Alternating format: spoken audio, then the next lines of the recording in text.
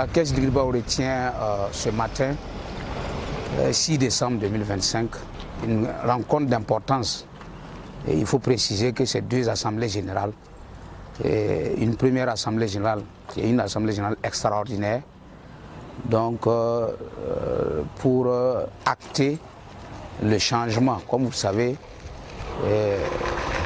la loi 2025-001 sur la microfinance consacre désormais deux statuts, je vais dire deux formes d'institutions de microfinance, c'est-à-dire les sociétés anonymes et sociétés coopératives.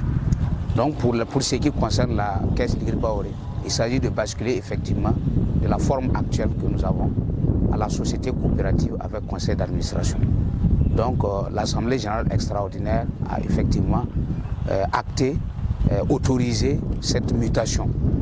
Voilà, et qui est immédiatement suivie par une Assemblée générale constitutive donc de la nouvelle société qui est la société coopérative avec conseil d'administration Caisse Ligrid Baoré.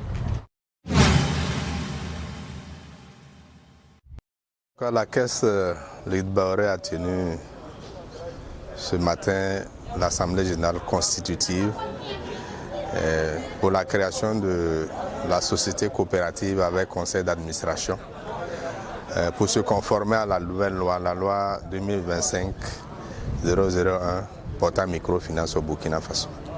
C'est pour se conformer à cette nouvelle loi que l'Assemblée générale constitutive s'est tenue pour permettre la transformation institutionnelle de notre institution. Nous avons réuni nos partenaires techniques et financiers ce jour 6 décembre 2025 en vue de la transformation institutionnelle voulue par la Banque centrale et l'État burkinabé. Parce que la Caisse Ligrid Baoré a été créée en 2009 sous forme de coopérative d'épargne et de crédit. Donc par le passé, il y avait 4 formes juridiques des institutions de microfinance au Burkina Faso.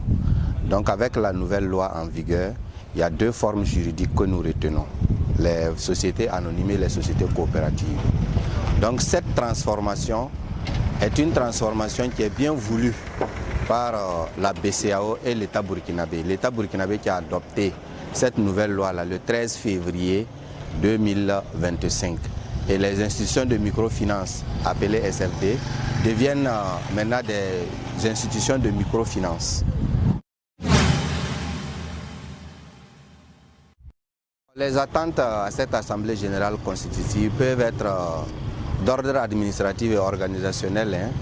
Voilà, d'ordre administratif, nous pouvons dire qu'on attend vraiment la finalisation, l'adoption des statuts et règlements intérieurs de la coopérative, y compris la transmission au niveau de nos autorités de tutelle.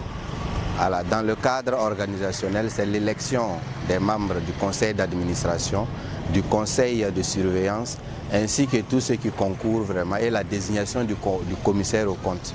Nous avons aussi formulé des attentes à l'endroit de nos membres aussi, ainsi que les attentes financières, qui est vraiment la mobilisation du capital social adéquat vraiment pour pouvoir vraiment assurer le fonctionnement et de poursuivre vraiment avec les objectifs que la société coopérative va se fixer.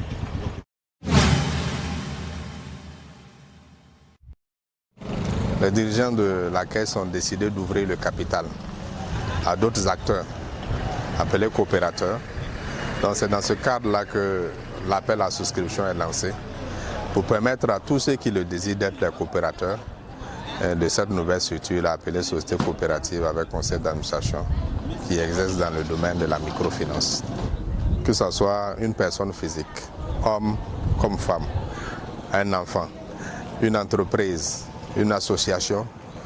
En tout cas, c'est sans discrimination de sexe, de religion, d'ethnie.